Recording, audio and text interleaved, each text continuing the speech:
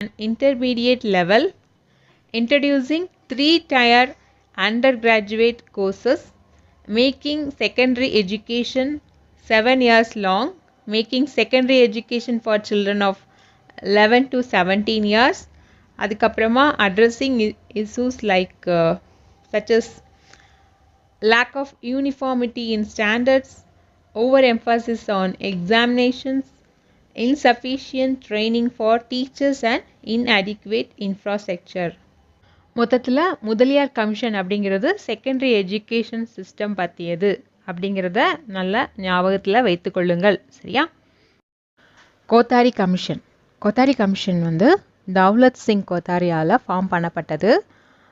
எதற்காக அப்படின்னா to improve the quality of education in India. சரியா? குவாலிட்டி ஆஃப் எஜுகேஷனை வந்து இம்ப்ரூவ் பண்ணுறதுக்காக இட் வாஸ் ஃபார்ம்ட்